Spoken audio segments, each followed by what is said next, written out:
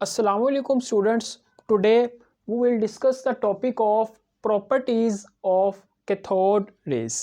इससे पहले हमने कैथोड रेज की हमने डिस्कवरी पढ़ी थी या डिस्कवरी ऑफ इलेक्ट्रॉन था उसको हमने डिस्कस किया था एंड अब हम उसकी प्रॉपर्टीज़ को डिस्कस करेंगे। प्रॉपर्टीज़ ऑफ कैथोड रेज या इसे हम प्रॉपर्टीज़ ऑफ इलेक्ट्रॉन्स भी कहते हैं।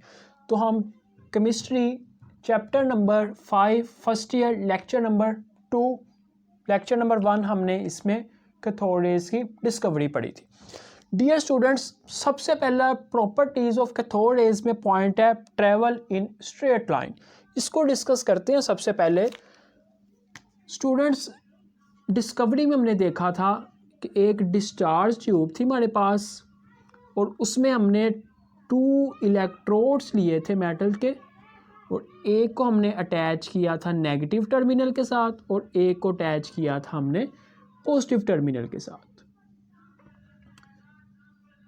और डियर स्टूडेंट्स, हमने देखा था कि यहाँ से आपके पास इलेक्ट्रॉन्स या कैथोड रेज निकली थी जो पॉजिटिव की तरफ गई थी और इस जगह पे वहाँ पे ग्लो पैदा हुआ था जिसे हम फ्लोरेसेंस भी कहते थे। स्टूडेंट्स, अब हम यहाँ पे देखते हैं इसके रास्ते में ना हम एक ओपैक ऑब्जेक्ट यूज़ करते हैं। क्या मैंने कहा? इधर हमने एक ऑब्जेक्ट यूज़ किया जिसका नाम है opaque object. Opaque object. Opaque object कौन से ऑब्जेक्ट होते हैं? क्वेश्चन हमारे पास अब ये है। डियर स्टूडेंट्स, ओपैक ऑब्जेक्ट्स हमारे पास ऐसे ऑब्जेक्ट होते हैं जिसमें से लाइट पास करवाई जाए और वो ऑब्जेक्ट में से लाइट पास ना हो सके। ऐसे हम ऑब्जेक्ट्स को कहते हैं ओपैक ऑब्जेक्ट्स। एग्जांपल जैसे अगर मैं ले लूँ, अगर एक हमारे पास कांच है, शीशा है, ग्लास है, उसमें से लाइट को मैं पास करवाऊँ तो आपको पता है बहुत ज़्यादा चांसेस हैं कि उस शीशे में से लाइट रिफ्लेक्ट हो जाए, पास हो जाए या रिफ्रैक्ट हो जाए। तो ऐसे ऑब्जेक्ट ओपैक ऑब्जेक्ट्स नहीं कहलाएंगे, बल्कि ऐसे ऑब्जेक्ट्स जिसमें से लाइट पास करवाई जाए और वो उसमें से लाइट पास ना हो तो ऐसे ऑब्जेक्ट्स को हम कहेंगे ओपैक ऑब्जेक्ट्स। स्टूडेंट्स, जब हमने इसके रास्ते में, रेज के रास्ते में जब ओपैक ऑब्जेक्ट रखा तो उस ऑब्जेक्ट, मैंने भी बताया ओपैक ऑब्जेक्ट्स में से लाइट पास नहीं होगी। तो जब ओपैक ऑब्जेक्ट्स पे लाइट रेज जो थी इस जगह पे स्ट्राइक की तो उन्होंने आगे उस ऑब्जेक्ट का शैडो बनाया। शैडो मीन्स साया बना। तो यहाँ से हमें पता लगा कि जो रेज हैं स्ट्रेट लाइन में ट्रैवल करती हैं और जब ओपैक ऑब्जेक्ट पे जाके टकराई तो उन्होंने उसका आगे शैडो बनाया, जिससे हमें पता लगा जो रेज हैं या इलेक्ट्रॉन्स की जो रेज हैं आपके पास वो क्या है, स्ट्रेट लाइन में मूव करती हैं। तो हमने इधर पॉइंट्स अब आप डिस्कस करेंगे, या इसको मैं अगर यूं लिखूं, travel in straight line when travel in straight line हमें कैसे पता लगा? व्हेन ऑब्जेक्ट, सॉरी इधर मैं वर्ड यूज करेंगे opaque object. Opaque object is placed in their path, उसके रास्ते में, दे प्रोड्यूस्ड शैडो। तो यहाँ से हमें क्लियर हो गया कि जब हमने कोई भी ओपैक ऑब्जेक्ट उसके रास्ते में रखता है तो वो उसका आगे साया बनाता है। तो हमें पता लग गया जो हमारे पास रेज थी वो स्ट्रेट लाइन में मूव कर रही थी। दूसरी जो इसमें पॉइंट है वो ये है कि जो आपके पास रेज हैं या कैथोड रेज हैं जो आपके पास परपेंडिकुलर टू द कैथोड। अब परपेंडिकुलर का इधर मतलब क्या है कि हम जो ये परपेंडिकुलर का वर्ड यूज़ करते हैं ये क्या है? डियर स्टूडेंट्स, परपेंडिकुलर का मतलब ये है कि जो हमारे पास इधर ये कैथोड हमने ली है जिस पे नेगेटिव चार्ज है प्लेट, वो इस डायरेक्शन में, और जो हमारे पास रेज निकल रही हैं वो इस डायरेक्शन में। तो रेज की और इस कैथोड की जो इनमें बिटवीन एंगल होता है वो हमारे पास होता है 90 डिग्री का एंगल, 90 डिग्री का एंगल। तो उसको हम कहते हैं, ये जो चीज़ है ये परपेंडिकुलर मूव कर रही है, मींस जो रेज है आपके पास इस डायरेक्शन में और जो आपके पास प्लेट है वो इस डायरेक्शन में, तो उसके बिटवीन जो एंगल है वो 90 डिग्री है, जिसको हम नाम देते हैं परपेंडिकुलर। और इसी बुनियाद पे हमने इसे कहा स्ट्रेट लाइन मूविंग या मोशन। ठीक है, तो डियर स्टूडेंट्स नेक्स्ट हमारे पास जो टॉपिक है या पॉइंट है जो हमारे पास पोजेस मोमेंटम। स्टूडेंट्स सबसे पहले आपको इधर मोमेंटम का पता होना चाहिए, what is momentum. Momentum physics में हम इसकी डेफिनेशन को भी डिस्कस करते हैं, मैं आपको इधर बता देता हूँ। मोमेंटम क्या होता है, ऐसा ऑब्जेक्ट या ऐसी thing that has mass and velocity, ऐसी चीज़ जो मास भी रखती हो और वेलोसिटी भी रखती हो, ऐसी उस चीज़ में कहेंगे कि इसमें मोमेंटम पाया जाता है। अगर मैं इसका फार्मूला लिखूं तो हमारे पास मोमेंटम का जो फार्मूला होता है वो होता है m.v means mess and velocity, और जो p है ये मोमेंटम को डिनोट करता है। p इज इक्वल टू आपके पास आ गया mv, m means mass and v means velocity। अब स्टूडेंट्स जो हमारे पास इलेक्ट्रॉन्स थे ये mass भी रखते थे और इनकी velocity भी थी। velocity means rate of change of distance is called या rate of change of displacement is called velocity। कितना रेट डिफरेंस आ रहा है या एक बॉडी कितना मूव कर रही है उसके डिस्टेंस में जो चेंज आ रहा है उसे हम वेलोसिटी का नाम देते हैं। स्टूडेंट्स इसी तरीके से हमने डिस्चार्ज ट्यूब ली और यहाँ से फिर हमने दो, यहाँ पे मैं चले सिर्फ और सिर्फ कैथोड बना रहा हूँ, आपको पता है यहाँ से रेज निकलती हैं। डियर स्टूडेंट्स इसके रास्ते में हमने एक पैडल व्हील रखा। क्या इधर रखा हमने, इधर paddle wheel, small paddle wheel, ये मैं इधर इसको डिनोट कर रहा हूं स्मॉल पैडल व्हील।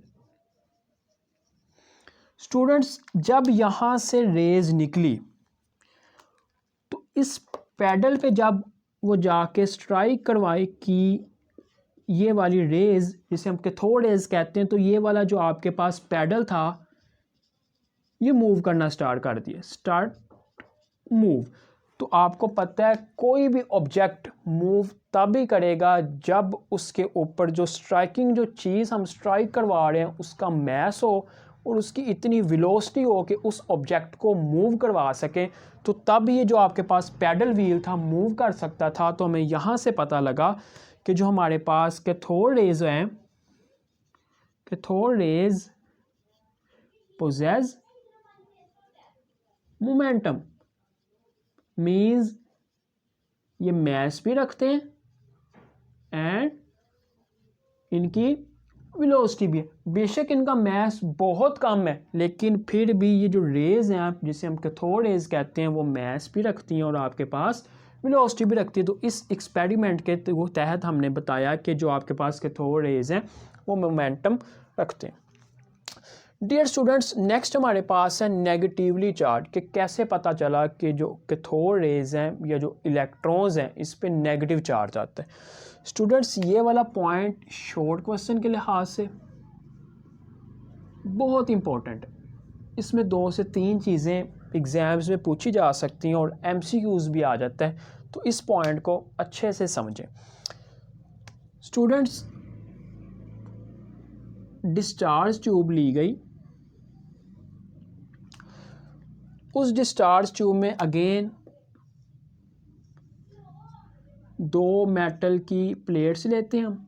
जस्ट इधर एक मैं सिर्फ कैथोड रेज बना, कैथोड की मेटल प्लेट ली इधर मैंने, तो यहाँ से हमें पता है कि इस डायरेक्शन में कैथोड रेज मूव की गई।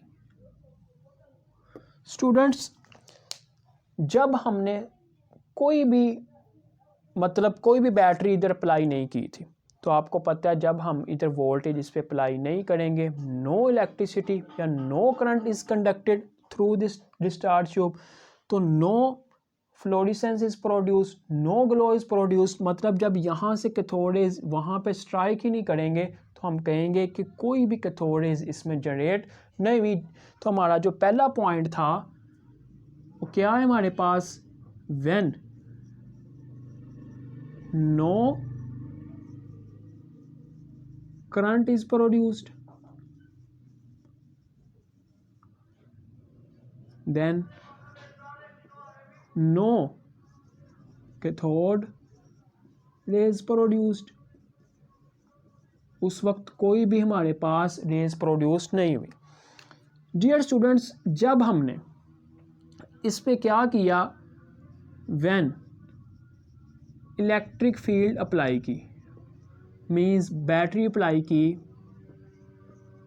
और हमने देखा is applied, then rays move towards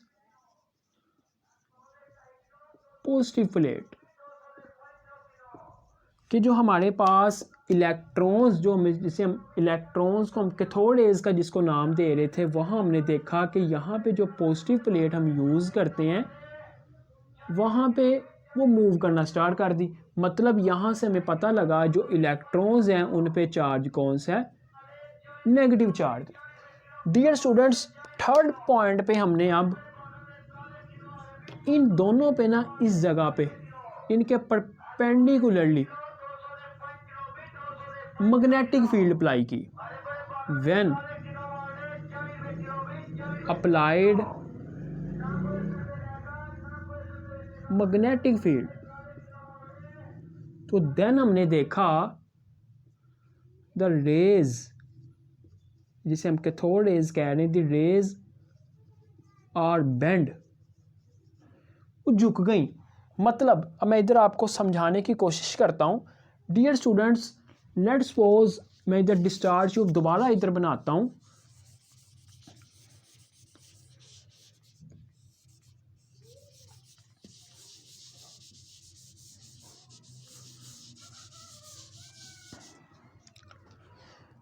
कि ये हमारे पास एक डिस्चार्ज ट्यूब थी, यहाँ से हमने एक कैथोड लिया, सबसे पहले इसको हमने बैटरी के साथ अटैच किया हुआ है। जब हमने इसको बैटरी के साथ अटैच किया हुआ है, दूसरी जगह मैं पॉजिटिव प्लेट नहीं बना रहा, तो हमें पता है कि यहाँ से रेज निकली, यहाँ पे जाके स्ट्राइक की, जिससे हम पॉइंट P1 का नाम देते हैं, जब हमने सिर्फ और सिर्फ इलेक्ट्रिक फील्ड अप्लाई की। डियर स्टूडेंट्स, अब इलेक्ट्रिक फील्ड हमने अप्लाई नहीं की, अब हम अब हम इस पे अप्लाई करते हैं मैग्नेटिक फील्ड, और वो परपेंडिकुलर अप्लाई करनी है आपने as a form of cathode rays के परपेंडिकुलर, मतलब इस डायरेक्शन में, ये हमने मैग्नेटिक फील्ड अप्लाई की। डियर स्टूडेंट्स, जैसे ही हमने मैग्नेटिक फील्ड अप्लाई की, तो ये जो स्ट्रेट लाइन में मूव कर रही थी कैथोड रेज, ये बेंड हो गई और ये पॉइंट P2 पे जाके स्ट्राइक की। तो यहाँ से हमें पता लगा in the presence of magnetic field के 8 इलेक्ट्रॉन्स हैं, इस पे चार्ज कौन सा है, नेगेटिव चार्ज है।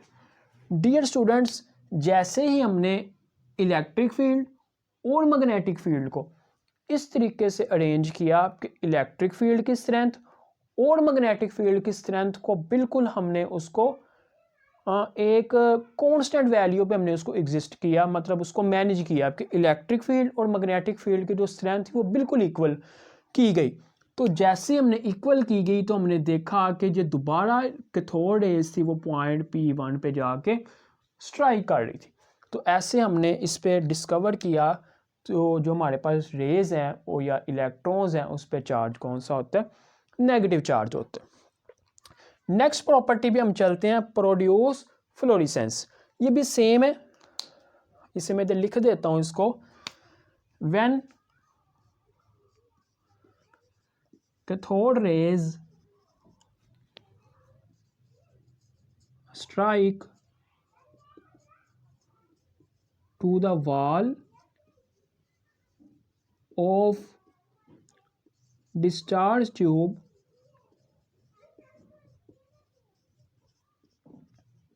then fluorescence,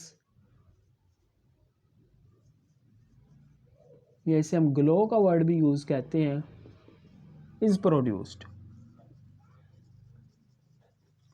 ठीक है, ये हम डिस्कवरी ऑफ इलेक्ट्रॉन जब हम पढ़ रहे थे उस वक्त भी हमने इस फ्लोरेसेंस को अच्छे से डिस्कस किया था। नेक्स्ट स्टूडेंट्स हमारे पास है आयोनाइज गैस। इसका क्या मतलब है स्टूडेंट्स? सबसे पहले तो आपको आयोनाइज का मतलब पता होना चाहिए। आयोनाइज का मतलब ये होता है कि किसी भी एटम में से इलेक्ट्रॉन को इजेक्ट कर देना, निकाल देना, तो उसको हम कहते हैं जो एटम है या मॉलिक्यूल है वो आयोनाइज फॉर्म में हो गया।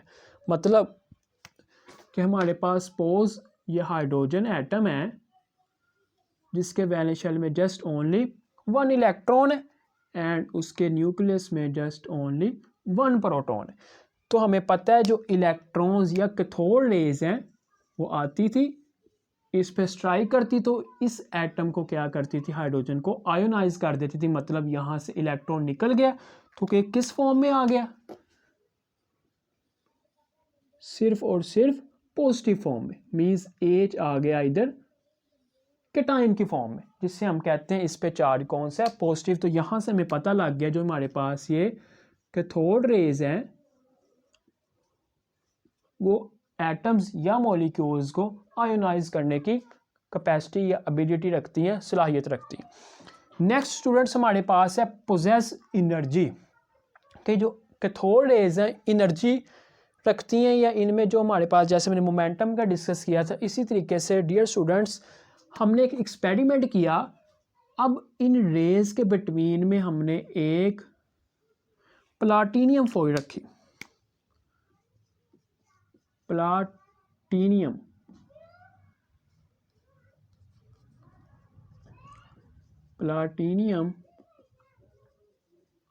थिन फॉइल बहुत ही बारीक यूज़ की।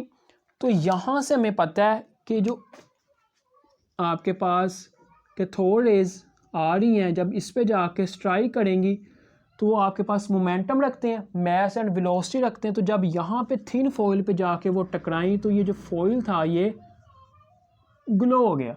मींस क्या था कि इस जो इलेक्ट्रॉन्स हैं या जो कैथोड रेज हैं ये कैपेसिटी रखते हैं to develop heat in a body.